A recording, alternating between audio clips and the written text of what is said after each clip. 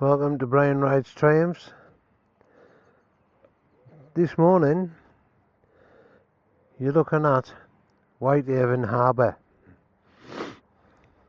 This used to be a working harbour. When I was a kid you couldn't play on this harbour. It was full of fishing boats and big cranes that went all the way along, and it used to offload chemicals and stuff for a company called Albright and Wilson, Marchon. That company's long gone now, sold up, knocked down, and there's houses that's replaced it.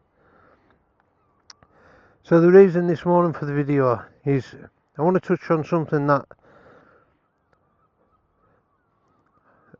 I feel's quite strong to me, and it's CBT training for obviously the younger generation of motorcyclists that's coming into our sport, and it's kind of lacking a bit, and I think a lot of these instructors aren't really realising that these kids need the best instruction they can get. The reason I've got my helmet on, by the way, is because the microphone's in it. I haven't got an exterior microphone yet.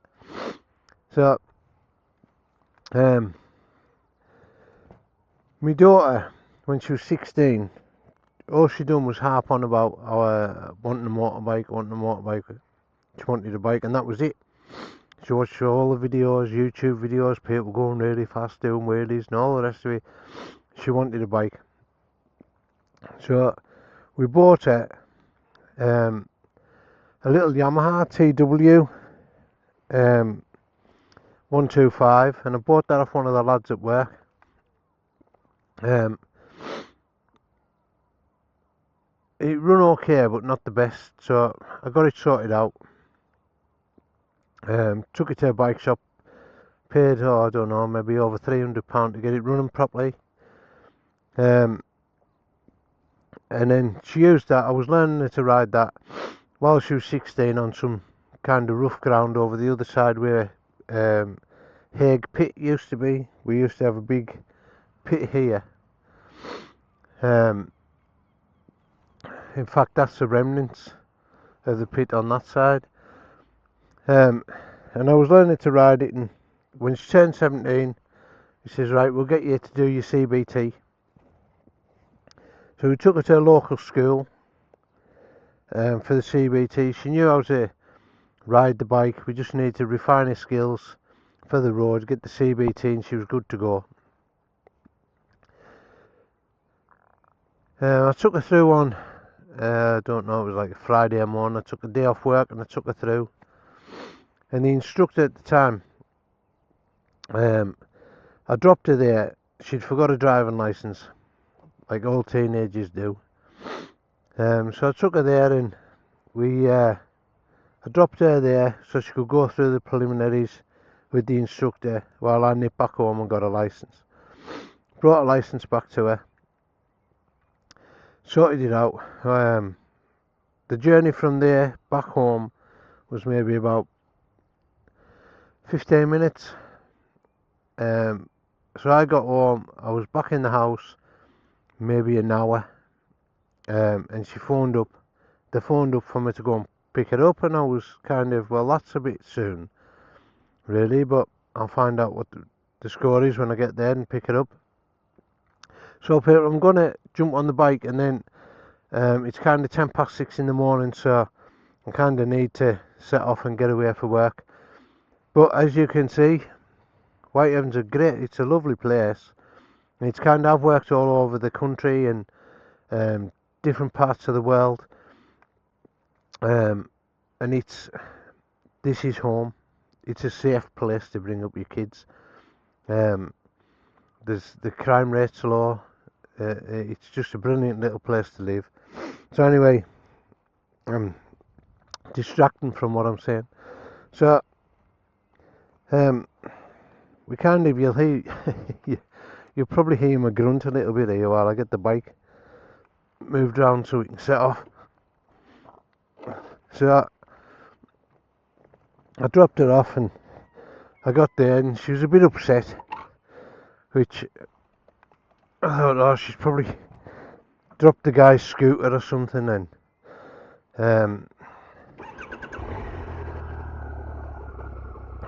that's it, it's kind of put it off. But no, it turns out the instructor from the school, there was a young boy there as well.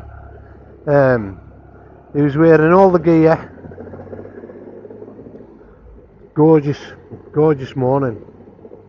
He was wearing, the young lad that was with her was wearing all the gear, and she thought, oh, he's going to be proper class on this, like at riding bikes. So the instructor had briefly walked him around the bike, talked him through a few of the controls, and then took them on the car park for them then to get on the scooter. So my daughter, she had to ride in and out the cones and whatever else. So she'd set off on this scooter. She'd done fine, no hiccups, no hassle, and the young lad had got on, and he got on the scooter, revved it up, went straight across the car park at about 20 mile an hour and crashed on the other side. So that then put doubt in my daughter's head. She got through the first part of it, or she started to get through the first part of it, and I think she only had the road ride to do, but because the young lad had come off, it kind of put it off doing the road ride. So we picked it up, I picked it up, brought her back home. She was obviously a little bit upset.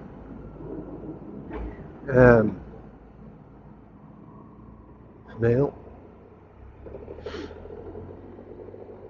So she was obviously a bit upset, so she never done it. This was kind of back end of the summer.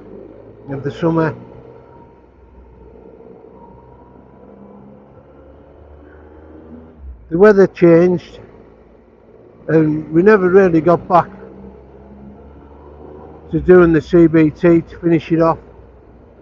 So it was kind of, I think we paid £170 for it at the time. So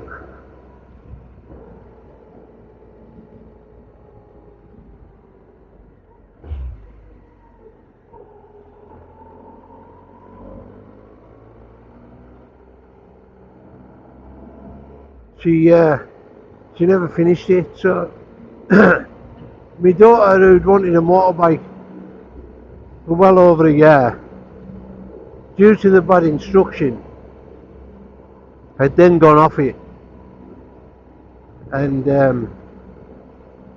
never got back to it. So before the journey even began, it ended. And it ended, I feel, due to bad instruction. Had that instructor taken a bit more time rather than 10 minutes to show them round the bike or the scooter, instructed the young lad properly into what happens if he gives it a handful and goes across the car park, instead of instructing him just to release the throttle, which he never done, then the young lad probably wouldn't have fell off. My daughter would have then finished the CBT in complete confidence. And she said if I'd been there, she would have done the road ride, because I could have rode behind them. She would have felt a bit more confident. And this is why I want to do and become a motorcycle instructor. I want to start and open a school here in Cumbria that makes a difference to these young people when they're first learning to ride. I don't want to be doing it just for the money, which a lot of them are. They're just there to take your kids' money and get them through the CBT as quickly as possible and get them out the door and get the next lot of students in. That's not the way. It's not the way to do it. I believe, and I'm not an instructor, but I'm starting my training this week, people, just so you know. I believe that these kids should be spending at least half a day in the classroom.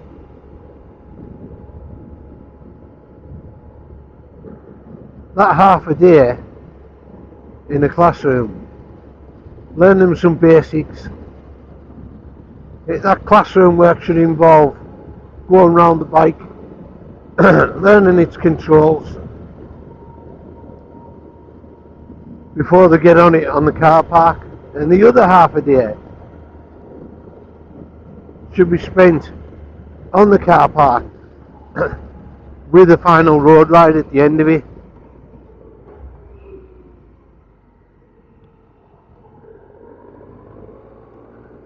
And if the people that do the CBT then come back, I just noticed the cameras flipping side to side there, then come back to do a little refresher. If they haven't got a bike, they should be able to do a little refresher once they get the bike, or we go to them and give them a little more instruction on their own bike on the road. I believe this is the safest way to learn, students. Now, we're at work now, so I'm probably going to cut the video short, but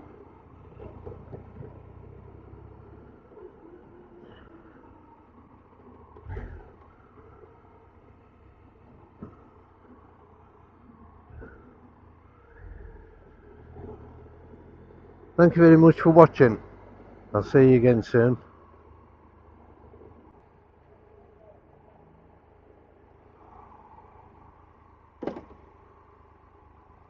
See you later.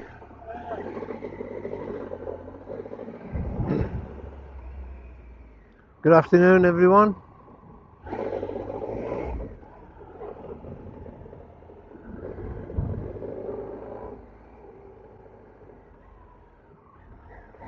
We're just finishing work.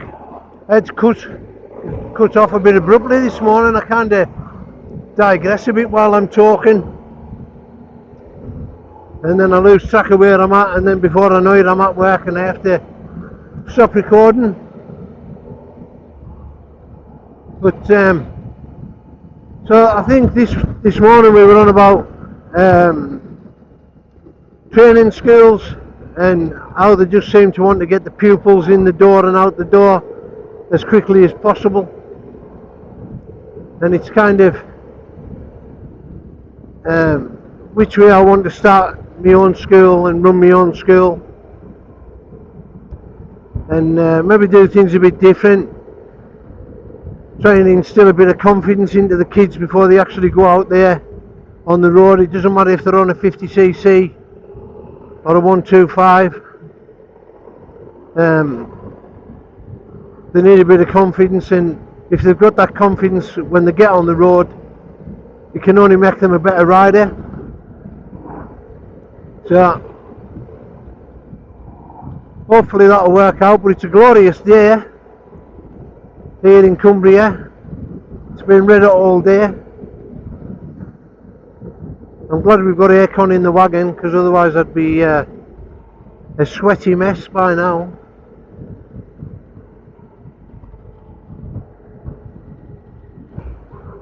But we've got when I bought this bike, it come with a Data Tool S4 Red on it, and the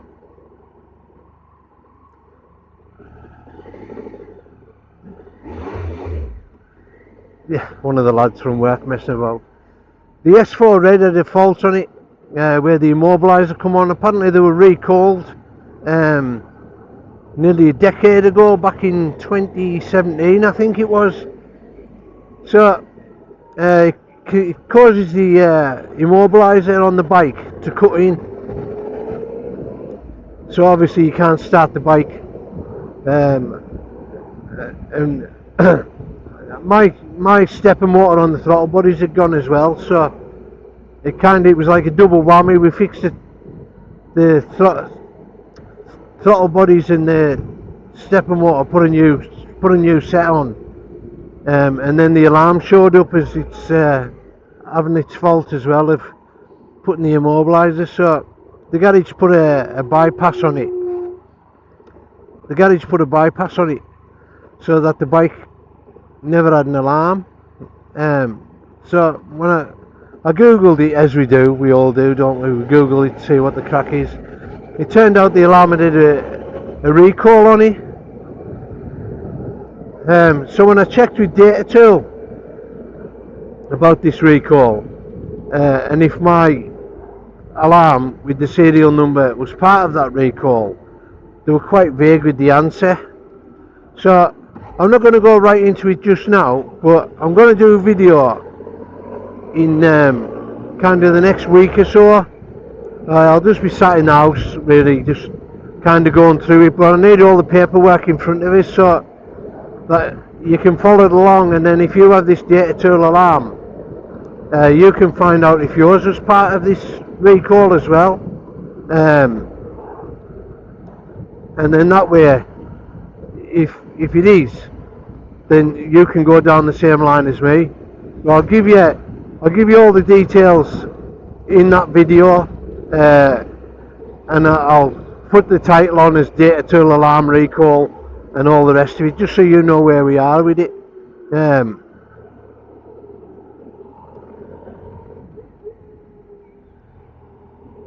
The lad in front's just passed his test, maybe about 3 weeks ago, and that car that he's bought's just fallen to bits.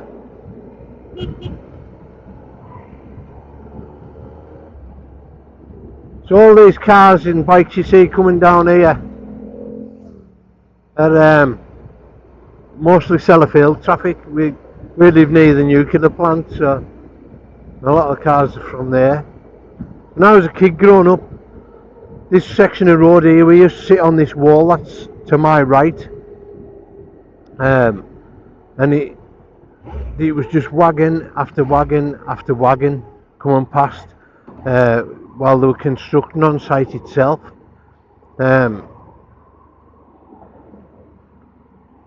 And so most of the Sellafield staff, there was like bushes laid on for them, and it was just bushes, really. Not a lot of people used the cars. A few motorbikers. I had a Suzuki GS 125. I was 17 years old when I worked on site, and it was the first bike I'd ever bought myself, brand new as a learner. I bought it from Bill Brown's Motorcycles in Whitehaven.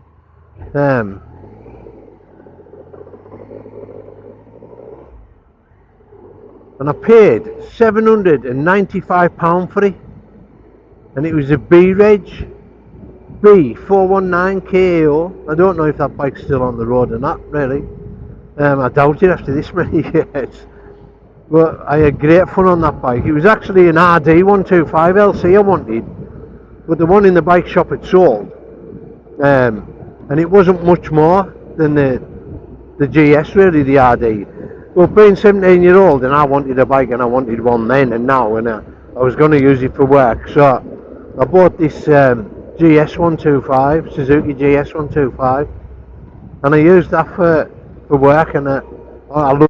It was brilliant, got me everywhere. One of my mates, he bought a Kawasaki AR 125 LC, and another one of my mates, he got an MTX 125, and we were like the three bandits. We went everywhere together, and we were just, as you know yourself, 17 years old, everywhere was flat out, and like I think it was Metzeler tyres then.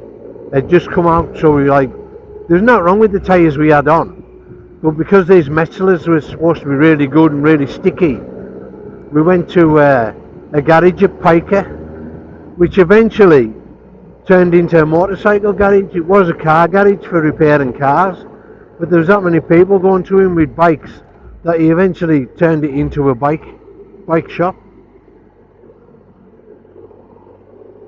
And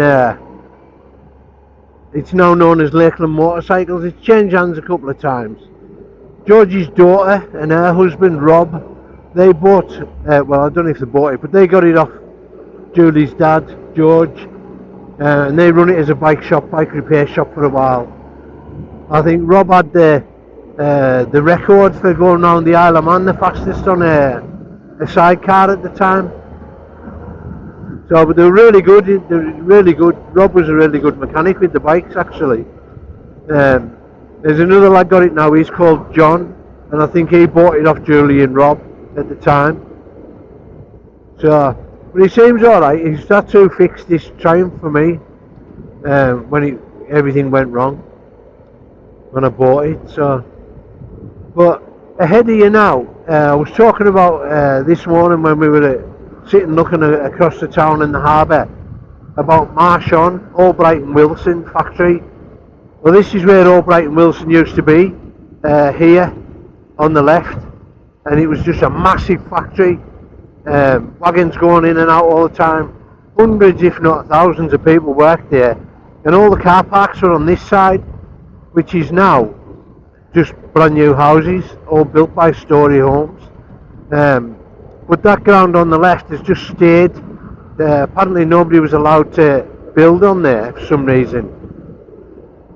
Excuse me. And then the council gave it to what was going to be the new mine, coal mine in Whitehaven. But obviously that's not going ahead now because there was that many people opposed it. That the company from Australia, I think they were going to use it for coking coal or something. So they've just said, "Oh, that's it." It's been years, man. It has maybe about 5 years or more while they were trying to get this mine open, and it was all singing, all dancing, mine, with all the filters and everything, so it didn't pollute anything, and everything was going to be quieting down and all the rest of it. But considering this is a big mining area, excuse me, I couldn't figure out why they wouldn't let it go ahead. And then in the news last week there was all the kerfuffle about the steelworks not being able to get coal, and they were shipping it in from China, and they could have shipped it from here, from like just down there where the mine was going to be. So I'm getting near home now, guys. I'll probably cut it off before I actually get to my house. But for now, thanks for watching, and I hope you haven't minded while I waffled, because I'm good at waffling. Alright guys, thank you, and I'll see you again soon.